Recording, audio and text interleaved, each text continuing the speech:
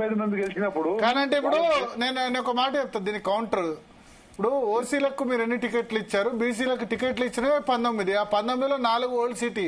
ఆ ఎంఐఎం మీద ఎవరు గెలవరు. 15లో వాళ్ళు 7-8 మంది గెలిచారు. 8 మంది, ఎందుకంటే నారాయణ ఖేడ్ ఎమ్మెల్యే కూడా బీసీ నట. ఇప్పుడు ఒకటండి, నారాయణ ఖేడ్ ఎమ్మెల్యే కూడా బీసీ. పేరుకు రెడ్డి సంజీవ రెడ్డి ఉన్నా, ఆయన 2020లో బీసీ రెడ్డి లింగాయత్. సో 15-16 టికెట్లు అన్నట్టే. ఓల్డ్ సిటీ దేవునికి ఇచ్చినట్టే లెక్క, దేవునికంటే ఎంఐఎంకి ఇచ్చినట్టు లెక్క టికెట్లు. అవి చాంద్రాయణ గుట్ట, కార్వాను అక్కడ ఎవరు గెలిచేది లేదు, ఏం లేదు. ఎంఐఎం తప్ప ఇంకెవరు గెలవరు. కాంగ్రెస్ పెట్టినా బీజేపీ పెట్టినా. చెప్పండి. మా రామచంద్ర నాయక్ గారు మరి ఎప్పుడు మీ ప్రమాణ స్వీకారం ఎప్పుడండి? ప్రమాణ స్వీకారం ఉండదు. హౌస్ ఎప్పుడు ఉన్నప్పుడు జూలైలో ఉంటుందా? మీరు తొందరగా కుర్చీలో కూర్చోవాలని కోరుతున్నా.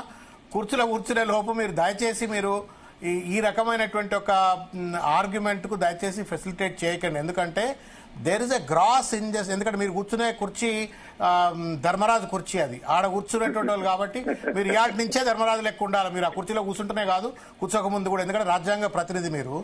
ఇవాళ ఉదయపూర్ డిక్లరేషన్ మీకు తెలుసు, నాకు తెలుసు. దాని తర్వాత బీసీ డిక్లరేషన్ కామారెడ్డి మీకు తెలుసు, నాకు తెలుసు. ఇవాళ ఓడలున్నంతసేపు ఓడమల్లయ్య, ఓడ దిగినాక బోడమల్లయ్య అన్నట్టుగా ఇవాళ మేము 7 గెలిస్తే మేము 7 మినిస్టర్లు ఇవ్వాలన్నా అని చెప్పానంటే it's an insult to the backward classes sir. My appeal to you, are my very very darling friend, close friend. నేను బాగా గౌరవించే మిత్రులు. మీరు పెద్ద పొజిషన్లో ఉన్నారు. మీరు ఆ రకంగా దయచేసి మాట్లాడవద్దు. మీరు ఎన్ని సీట్లు ఇచ్చినారు, ఎన్ని సీట్లు ఇస్తే ఎన్ని గెలిచినారు, ఏ రకంగా బీసీల పట్ల ఒక వివక్షపూరిత ధోరణితో కాంగ్రెస్ పార్టీలో అణగదొక్కిండ్రు, ఇవన్నీ మీకు తెలుసు. మేధావులు కాబట్టి, మీరు మానవత్వం ఉన్న డాక్టర్లు కాబట్టి మీకు తెలుసు. అయినప్పటికీ కూడా ఇవాళకి కూడా మంచి శాఖలు అడగొద్దు అని అంటే అది కూడా అన్యాయం అండి. ఇవాళ విద్య, వైద్యం, తర్వాత law and order, these are the primary. తర్వాత ఈ పరిశ్రమ, ఇవన్నీ ప్రిడామినెంట్ సెక్టర్స్. ఇవి సమాజంలో దిశ నిర్దేశం చేసేటువంటి సెక్టర్లు ఇవి. ఈ సెక్టర్లో మాత్రం బీసీలు ఉండొద్దు, లేకపోతే ఇంకా అణగదొక్కబడ్డ వర్గాలు ఉండొద్దు అని చెప్పని మాట్లాడితే మాత్రం న్యాయం కాదు, ధర్మం కాదు. ఇంకోటి, కాంగ్రెస్ పార్టీలో రీషఫ్లింగ్ ఆఫ్ క్యాబినెట్ జరగలేదా? మందరసాలు జరిగినాయి. ఇవాళ ముఖ్యమంత్రి దగ్గర ఇన్ని శాఖలు ఒక ముఖ్యమంత్రి దగ్గర ఉన్నటువంటి ఒక చీఫ్ మినిస్టర్ బహుశా తెలంగాణలో కానీ ఆంధ్రలో, తెలంగాణ అంటే కేసీఆర్ గారి దగ్గర ఉండే, అంతకుముందు ఉమ్మడి ఆంధ్రప్రదేశ్లో ఎప్పుడు కూడా చరిత్ర లేదు. హోమ్ ఆయన దగ్గరే ఉంటుంది. He does not, I don't know whether he reviews it. Education ఆయన దగ్గరే ఉంటుంది. I don't know whether he reviews it. Municipal శాఖ ఆయన దగ్గరే ఉంటుంది. We don't know. మరి పంచండి. ఆయన దగ్గర GAD పెట్టుకొని మిగతా అన్ని పెట్టుకొని ఓవరాల్ గా కోఆర్డినేట్ చేస్తే అర్థం ఉంటుంది.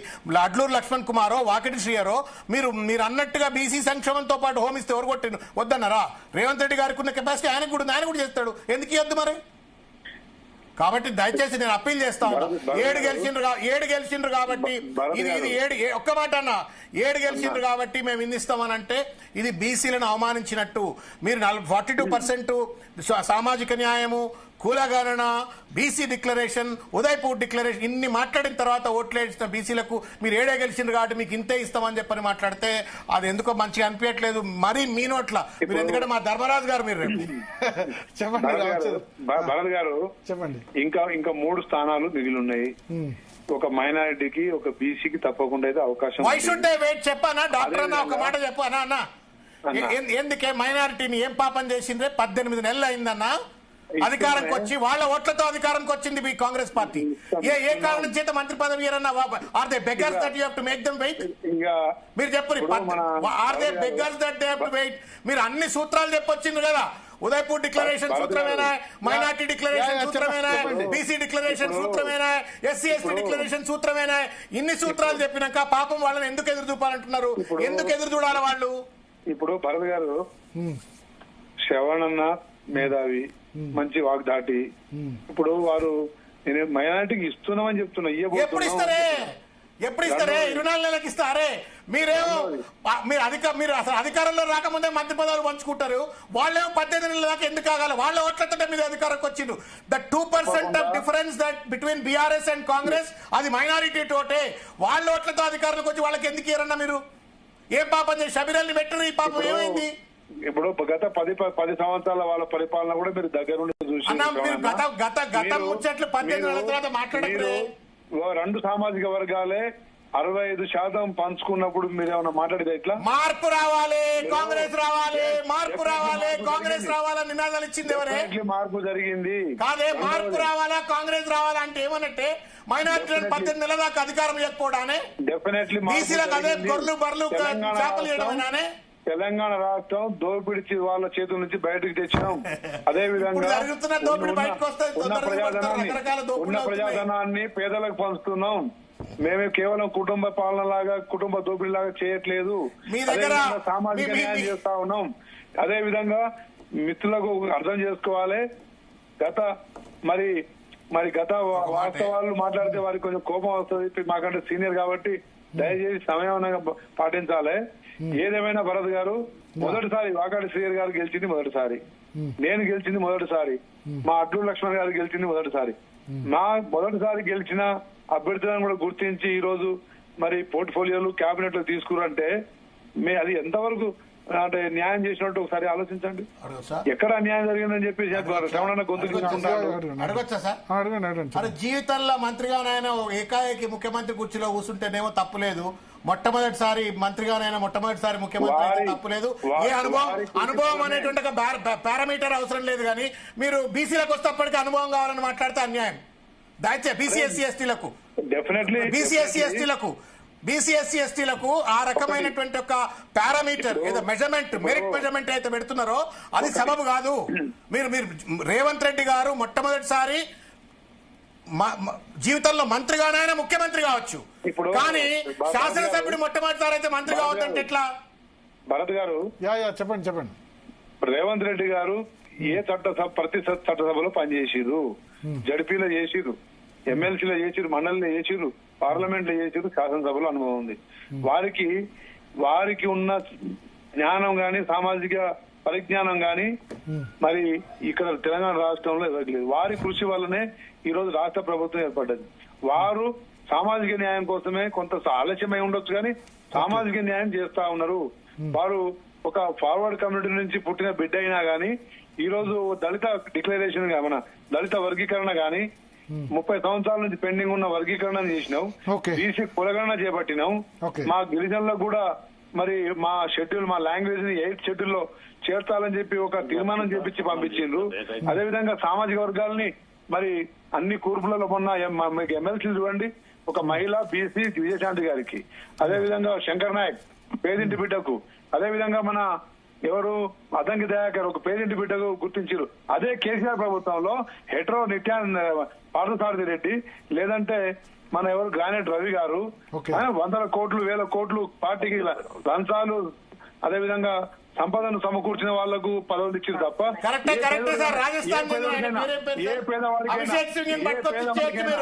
రాజస్థానానికి రాజ్యసభ సభ్యుడు ఇవ్వచ్చు, మీరు రాజ్యసభ సభ్యుడు రాజస్థానానికి ఇవ్వచ్చు, మీరు రాజ్యసభ సభ్యుడు ఇవ్వచ్చు. మీరు ఇచ్చిన ఎమ్మెల్యే టికెట్లు ఇద్దాం కథ.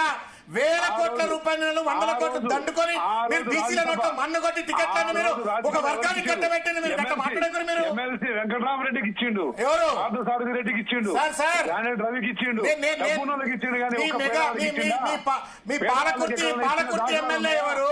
మీ పాలకుర్తి ఎమ్మెల్యే ఎవరు? కొల్లాపూర్ జూపల్లి ఎవరు? మొత్తం మీ మెగారెడ్డి ఎవరు? మొత్తం మీరు ఇచ్చినట్టు టికెట్లను చూడరు సారి. నా కాంగ్రెస్ పార్టీ కూడా సంబంధం లేని టికెట్లు ఇచ్చిండ్రు పైసలు తీసుకొని. పోటీ చేసే దగ్గర ఎవరికైనా ఇవ్వచ్చు. ఈ ప్రజాస్వామ్యాన్ని నడపాలి. మీ దండం పెడతా. మీరు ఇట్లనే స్పీకర్ గా ఉండి ఇదే ప్రజాస్వామ్యాన్ని రాజ్యాంగ స్ఫూర్తిని నడపాలా.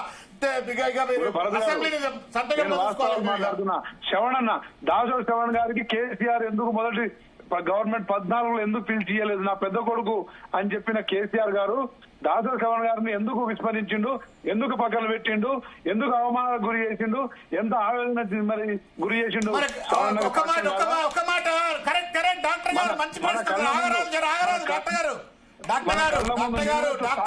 నువ్వు అడిగిన ప్రశ్న కాబట్టి సమాధానం చెప్తా. డాక్టర్ గారు నేను చెప్పాను కొంచెం వినండి మీరు. నేను కాంగ్రెస్ లో పోయినాడు కూడా, సరే నేను బీఆర్ఎస్ లో చిన్న టికెట్ రాలేదు. కాంగ్రెస్ లోకి పోయినాడు నాకు మొట్టమొదటి ఎమ్మెల్సీ స్థానం నాకే ఇస్తా అని చెప్పని తీసుకుపోయిన ఆయన. ఆయన భరత్ గారు, వింటే ఒక్క నిమిషం శ్రవణ్ గారు రిప్లై ఇస్తున్నారా? మా దాసోర్ శ్రవణ్ గారు మాట్లాడేది సరే, ఆయన గొంతుంది కాబట్టి మాట్లాడుతున్నాడు, కానీ ఆయన ఆత్మకు తెలుసు. కేసీఆర్ ఆయనకు భువనగిరి టికెట్, ఖైరదాబాద్ టికెట్ అడిగినప్పుడు అక్కడ మీ కులం ఎంత అని అడిగిండు. అక్కడ మీ కులం ఎంత అని అడిగినప్పుడు అవమానించిన కేసీఆర్ ఈ రోజు ఆయనకు మంచిగా అనిపించవచ్చు, కానీ ఎంత ఆవేదన గురి చేయిండు, ఎంత ఆర్థికంగా వెనుకబడ్డాడు, ఏ విధంగా వారి పరిస్థితుల్లో రాజకీయ జీవితాన్ని నాశనం చేసిండో దాసోర్ శ్రవణ్ గారి ఆత్మకు తెలుసు. మా అందరికీ ఆరోపణ చేసినప్పుడు వినాలయ్యా, కొంచెం ఆగండి. మీరు స్పీకర్ గారు ఆగురి. రేవంత్ రెడ్డి ఏం నిలబెట్టిండండి? 2018 ఎన్నికల్లో మగోడు లెక్క నిలబడ్డ 35% ఓట్లు తెచ్చుకున్నాను, 35,000 ఓట్లు తెచ్చుకున్నా. హైదరాబాద్ సిటీలో బెస్ట్ క్యాంపెయినింగ్ నేనే చేసి ఉంటా. నేషనల్ లెవెల్లో ఒక పర్సెప్షన్ క్రియేట్ కాగలను క్యాంపెయిన్ చేసినాం.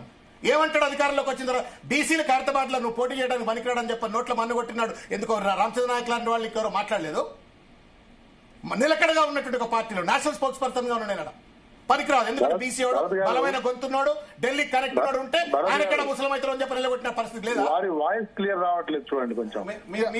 మీ వాయిస్ మాకు డామినేట్ చేస్తాంది. పీసీఆర్ ఒక్కసారి కట్ చేసి కనెక్ట్ చేయండి మళ్ళీ రామచంద్ర నాయక్ గారికి. వినబడుతుందా ఇప్పుడు రామచంద్ర నాయక్ గారు? ఇప్పుడు వినబడుతుందా? ఎంతమంది బీసీల గొంతు కోసిండండి రేవంత్ రెడ్డి గారు? ఎంతమంది బీసీల గొంతు కోసినాడు? ఎంతమంది బీసీల సీట్లు ఆయన వర్గానికి చెందిన వాళ్ళని అమ్ముకున్నాడు? ఎందుకు మాట్లాడతారు అట్లా? తెలిసి మాట్లాడుతున్నారు. మీకు రామచంద్ర